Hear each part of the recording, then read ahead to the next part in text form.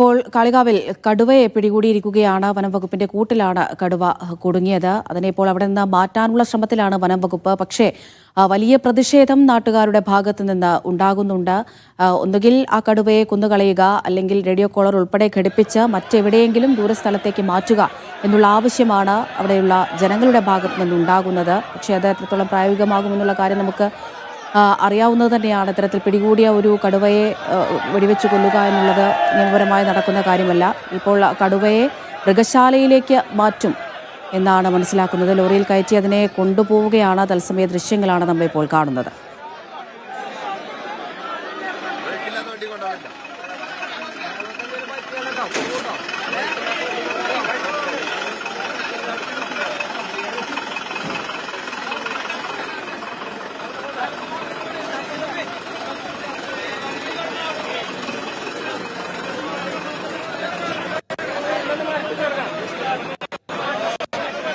ജംഷീർ കൊടിഞ്ഞി വിവരങ്ങൾ നൽകാനായി ചേരുന്നുണ്ട്. ജംഷീർ, വലിയ പ്രതിഷേധം പ്രദേശത്ത് ഉണ്ടായിരുന്നു. ഇപ്പോൾ ആ കടുവയെ അവിടെ നിന്ന് മാറ്റുകയാണല്ലോ. എങ്ങനെയാണ് പ്രതിഷേധക്കാരെ അനുനയിപ്പിച്ചത്?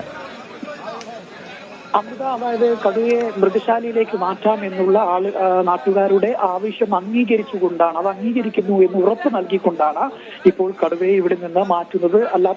അല്ലാത്തൊരു സാഹചര്യത്തിൽ കടുവയെ മാറ്റാൻ സമ്മതിക്കില്ല എന്നുള്ളത് ആയിരുന്നു നാട്ടുകാർ പറഞ്ഞിരുന്നത്. രണ്ട് കാര്യങ്ങളൊന്ന്, കടുവയെ വെടിവെച്ച് കൊല്ലുക, അല്ലെങ്കിൽ ഇത് വനത്തിൽ, അതായത് തൊട്ടടുത്ത വനങ്ങളിൽ എവിടെയും തുറന്നു വിടാതെ ഈ മൃഗശാലയിലേക്ക് കൊണ്ടുപോവുക എന്നുള്ള പ്രധാനപ്പെട്ട രണ്ടാവശ്യങ്ങളായിരുന്നു അവർ ഉന്നയിച്ചിരുന്നത്. അതിൽ ഒന്നാമത്തെ ആവശ്യം ഈ കടുവയെ വെടിവെച്ച് കൊല്ലുക എന്നുള്ളത് നിലവിലെ സാഹചര്യത്തിൽ പ്രായോഗികമല്ല. അത് നമുക്കറിയാവുന്നതുപോലെ കുറ്റിലകപ്പെട്ട ഒരു കടുവയാണ്. ആ കടുവയെ വെടിവെച്ച് കൊല്ലുക എന്നുള്ളത് നിയമപരമായി പല പ്രശ്നങ്ങളും നേരിടുന്നതും പ്രായോഗികമായി അല്ലാത്തതുമായ ഒരു ആവശ്യമാണ്. സ്വാഭാവികമായും അത് അവരെ പറഞ്ഞ് മനസ്സിലാക്കുകയും ചെയ്തിട്ടുണ്ട്. രണ്ടാമത്തെ ആവശ്യമായിരുന്നു അതിനെ സമീപത്തെ വനത്തിൽ തന്നെ തുറന്നു വിടരുത്, മൃഗശാലയിലേക്ക് മാറ്റണമെന്നുള്ള ആ ആവശ്യം അംഗീകരിക്കാം എന്നുള്ള ഉറപ്പ് ഇപ്പോൾ വനം വകുപ്പ് നാട്ടുകാർക്ക് നൽകിയിരിക്കുന്നു. ജനപ്രതിനിധികളായ ആളുകളിലൂടെ നാട്ടുകാർക്ക് അക്കാര്യം ഉറപ്പ് നൽകിയതിന്റെ അടിസ്ഥാനത്തിലാണ് ഇപ്പോൾ പ്രതിഷേധം ഒരൽപ്പം ശാന്തമായിരിക്കുന്നത്. അതേ തുടർന്നാണ് ഇപ്പോൾ ആ കടുവയെ പ്രദേശത്ത് നിന്ന് മാറ്റുന്നത്. കടുവയെ ഉടനെ മാറ്റേണ്ടതുമുണ്ട്. സ്വാഭാവികമായും അതിന് മുറിവേറ്റ ഒരു സാഹചര്യവുമുണ്ട്. കടുവ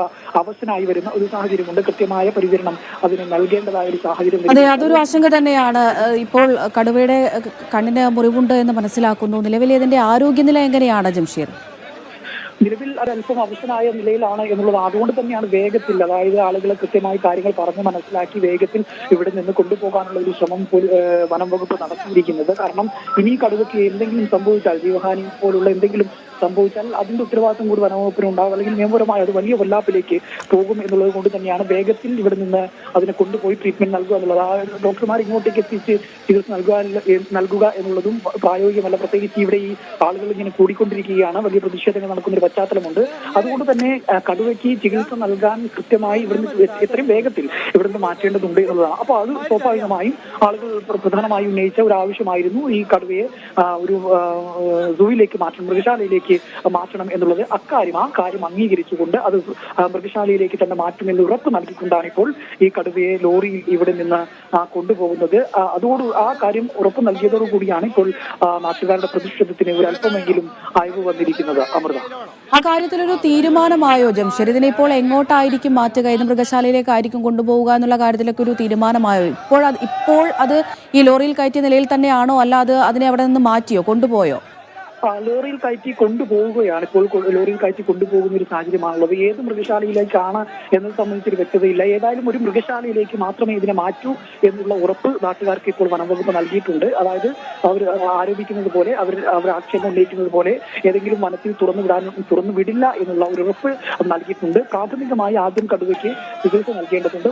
നല്ല ആഴത്തിലുള്ള മുറിവാണെന്നാണ് നമുക്ക് മനസ്സിലാക്കാൻ കഴിയുന്നത്. നന്നായി രക്തം വരുന്നൊരു സാഹചര്യമുണ്ട്.